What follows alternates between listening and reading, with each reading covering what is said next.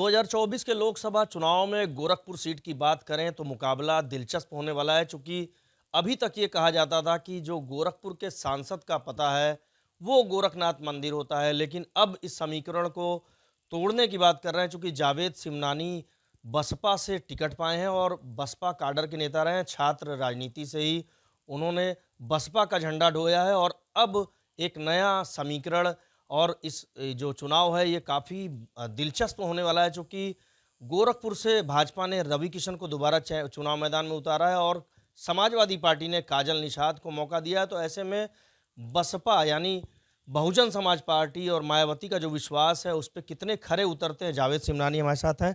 ABP live में बहुत स्वागत है आपका। और ये बताइए, क्या लगता है, बहन जी ने भरोसा जताया है और बसपा से आप तो छात्र राजनीति से जुड़े रहे हैं, तो किस तरह से आप ये जीत का जो झंडा है वो बुलंद करेंगे? बहुजन समाज पार्टी की नेता आदरणीय बहन जी ने मेरे ऊपर विश्वास जताया है और बहुजन समाज पार्टी के सभी कार्यकर्ता, सदर लोकसभा सीट के सभी कार्यकर्ता अपने आप को प्रत्याशी मान करके मैदान में उतर चुके हैं। और अब प्रत्याशी से तो लड़ा जा सकता है, मगर जब हमारे कार्यकर्ता ने अपने आप को प्रत्याशी मान लिया और कमर कस लिया, तो अब हम लोगों से लड़ना आसान बात नहीं है। हम लोग पूरे सदर लोकसभा में बहुत लंबे अंतर से चुनाव जीतेंगे, सभी बहुजन समाज पार्टी के कार्यकर्ताओं और जनता की आशीर्वाद के साथ। अच्छा, बूथ अध्यक्ष से जोनल कोऑर्डिनेटर तक आप रहे हैं और कई बड़े पदों को आपने लोगों को चुनाव जिताने में अहम भूमिका निभाई है बसपा से। तो क्या लगता है, गोरखपुर की अगर बांसगांव लोकसभा सीट की बात करें तो बसपा का गढ़ माना जाता है और गोरखपुर शहर जो सदर लोकसभा है इसमें किस तरह से आप अपने जो जनाधार है उसको किस तरह से मजबूत करेंगे? पूर्वांचल बसपा का गढ़ है।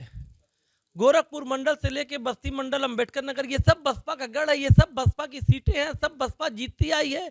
और इस बसपा के गढ़ में जनता को कुछ लोगों ने गुमराह कर दिया। ख्याली वादे करके जनता थोड़ा गुमराह हो गई थी, मगर अब जनता उस गुमराहियत से निकल चुकी है। और ये पूरा पूर्वांचल बहुजन समाज पार्टी का गढ़ था, है और आने वाले दिनों में आपको दिखेगा 4 तारीख को कि पूरे पूर्वांचल की एक एक सीट बहुजन समाज पार्टी के खाते में जा रही है। अच्छा, बात करें अगर भाजपा की तो दूसरी बार रवि किशन चुनाव मैदान में, समाजवादी पार्टी ने काजल निषाद को टिकट दिया है और अगर इतिहास उठाकर देखें तो कांग्रेस के बाद फिर भाजपा का गढ़ माना जाता है। सांसद का पता लोग कहते हैं कि गोरखनाथ मंदिर है। तो आप क्या लगता है, बसपा ने अभी तक खाता नहीं खोला गोरखपुर सदर लोकसभा सीट से? नहीं, ऐसी बात तो नहीं है। अभी इसके पहले उपचुनाव में बहुजन समाज पार्टी यहाँ चुनाव जीती है। बहुजन समाज पार्टी के समर्थन से जब यहाँ लोकल प्रत्याशी को बहुजन समाज पार्टी ने समर्थन दिया तो इस देश और प्रदेश दोनों जगह भारतीय जनता पार्टी की सरकार थी और सरकार रहते हुए उपचुनाव बहुजन समाज पार्टी के समर्थन से यहाँ का प्रत्याशी जीता है। तो ये बात नहीं है कि बहुजन समाज पार्टी नहीं जीती, बहुजन समाज पार्टी जीती है। और ये चुनाव जो सामने है ये भी बहुजन समाज पार्टी बहुत लंबे अंतर से जीतने जा रही है। अब तो आप गठबंधन के साथ भी नहीं है बसपा, साइकिल अलग जा रही है, हाथी अलग रास्ते पर है। तो कितना जो आपको लग रहा है आपकी जो लड़ाई है वो कितनी कठिन? हमारा गठबंधन इस देश के युवाओं के साथ है, हमारा गठबंधन इस देश के बेरोजगारों के साथ है, हमारा गठबंधन इस देश के व्यापारियों के साथ है, हमारा गठबंधन इस देश में जो भी लोग इस देश के जो भी लोग संविधान के पक्षधर हैं, जो भी लोग संविधान को बचाना चाहते हैं, हमारा उन सारे साथियों के साथ गठबंधन है। और जनता के साथ गठबंधन बनाकर बहुजन समाज पार्टी मैदान में उतरी है और निश्चित तौर पर बहुत ही अधिक अंतर से चुनाव जीतने जा रही है। अच्छा, अगर आपकी बात करें तो आप अधिवक्ता भी रहे हैं और इसके साथ व्यापारी भी हैं आप, तो क्या लगता है कितना जनाधार आप समेट पाएंगे? कितना अधिवक्ताओं का समर्थन मिलने वाला है? कितना व्यापारी वर्ग आपके साथ? हमारे वहाँ कई अधिवक्ता हैं। हमारा भतीजा भी अधिवक्ता है, हमारे बड़े भाई भी अधिवक्ता है। अधिवक्ताओं का तो हमको 100% समर्थन मिलने जा रहा है, व्यापारियों का हमको 100% समर्थन मिलने जा रहा है।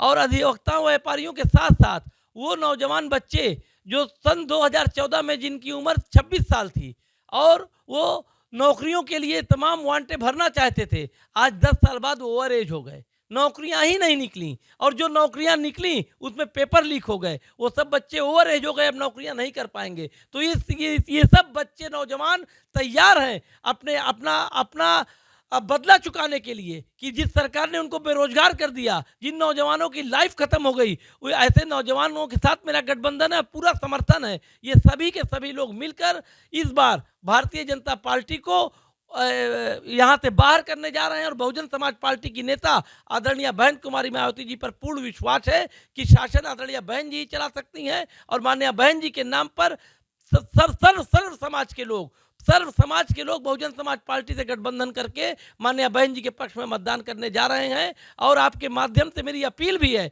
कि माननीय बहन जी पर इस देश की जब प्रधानमंत्री बनेंगी तभी इस देश का नक्शा दुनिया के पटल पर एक नंबर पर आएगा। इसलिए सबसे हमारी अपील है कि सब लोग मिलकर हम लोग माननीय बहन जी को प्रधानमंत्री बनाने के लिए बहुजन समाज पार्टी को वोट करें। अच्छा, अगर बात करें, आप तो छात्र राजनीति से बसपा में रहे हैं, झंडा ढोते चले आ रहे हैं, पूरा परिवार आपका बसपा का समर्थक रहा है, बसपा में ही आपके बड़े भाई भी रहे, आपके अब्बू भी रहे, तो क्या लग रहा है क्या मुद्दे होंगे और किन मुद्दों पर आप लोगों के बीच जाएंगे? चूंकि छात्र राजनीति से आप हैं तो स्टूडेंट्स के भी मुद्दे होंगे और यहाँ के लोगों के भी तमाम मुद्दे होंगे जो जिस पर वोट होने वाला है। सबसे बड़ा हमारा मुद्दा बेरोजगारी का है। सबसे बड़ा मुद्दा हमारा बेरोजगारी का है। राष्ट्रीय स्तर पर आदरणीय बहन जी का जो भी मुद्दा है वो सब बहुजन समाज पार्टी का मुद्दा होगा। लोकल स्तर पर मैं आपको बता दूं कि यहाँ लोकल स्तर पर 64 लोकसभा क्षेत्र में व्यापारिक स्थल, जहाँ से व्यापारी अपना व्यापार करता है, सारे व्यापारिक स्थलों पे जाम लगा हुआ है। वहाँ पे कोई भी बड़ी गाड़ियाँ ना आ सकती हैं ना जा सकती हैं, व्यापारी एकदम परेशान है। तो सबसे बड़ा मेरा मुद्दा है व्यापारिक स्थलों को जाम मुक्त करना। दूसरा मेरा सबसे बड़ा मुद्दा है कि गोरखपुर महानगर, जैसे जहां हम लोग बैठे हैं, ये गोरखपुर का महानगर है, मगर अभी थोड़ी सी बारिश हो जाए तो यहाँ कश्ती चलने लगती है, यहाँ 3-3 फीट पानी का जल जमाव होता है। तो मेरा सबसे बड़ा मुद्दा है कि गोरखपुर को जल जमाव मुक्त किया जाए, गोरखपुर में ट्रैफिक व्यवस्था चुस्त और दुरुस्त की जाए, जिससे व्यापारी व्यापार कर सके। जब व्यापारी व्यापार करेगा तभी देश की अर्थव्यवस्था से लेकर सारी व्यवस्था ठीक होगी। अगर बात करें, रवि किशन भाजपा से यहाँ से सांसद है, बाहरी होने का उन पे आरोप लगता रहा, तो लेकिन फिर भी 3.5 लाख के अधिक मतों से उन्होंने जीत हासिल की थी। तो इस बार आप क्या कहना चाहते हैं, खासकर रवि किशन की बात करें और काजल निषाद की बात करें तो? ये दोनों लोग बाहरी हैं।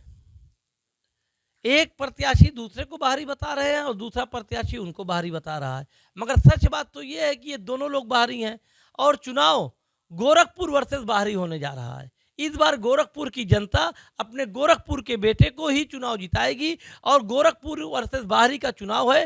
गोरखपुर की जनता गोरखपुर के साथ है। इस बार गोरखपुर जीतेगा, गोरखपुरी जीतेगा और गोरखपुर वर्सेस बाहरी में बाहरी लोगों को इस बार जनता बाहर का रास्ता दिखाएगी। फिल्म स्टार भी हैं रवि किशन और इसके साथ काजल निषाद के साथ एक सिंपैथी, अभी उनकी तबीयत भी खराब थी और लखनऊ एडमिट थी, तो एक भावनात्मक जुड़ाव पब्लिक का हो सकता है, वोटरों का हो सकता है। उनके स्वस्थ होने की मैं कामना करता हूं।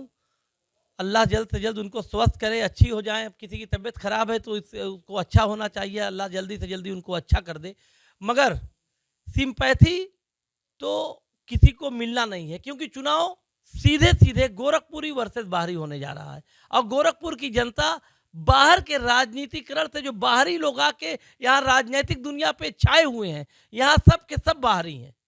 गोरखपुर में अधिकतर लोग बाहरी हैं और गोरखपुर की जनता अब बाहरियों से त्रस्त हो गई है। अब गोरखपुर की जनता गोरखपुरी को ही जिताएगी। तो देखिए, अब इस बार का चुनाव हालांकि गोरखपुर में 7वें चरण में है, लेकिन जावेद सिमनानी का कहना है कि गोरखपुर का जो चुनाव है बाहरी वर्सेस घर, मतलब घर का है, लोकल का है, जो यहाँ का रहने वाला है और वो यहाँ के रहने वाले हैं और उनका जो मुकाबला है वो बाहरी प्रत्याशियों से, इसलिए गोरखपुर की जनता उन्हें ही जीत दिलाएगी।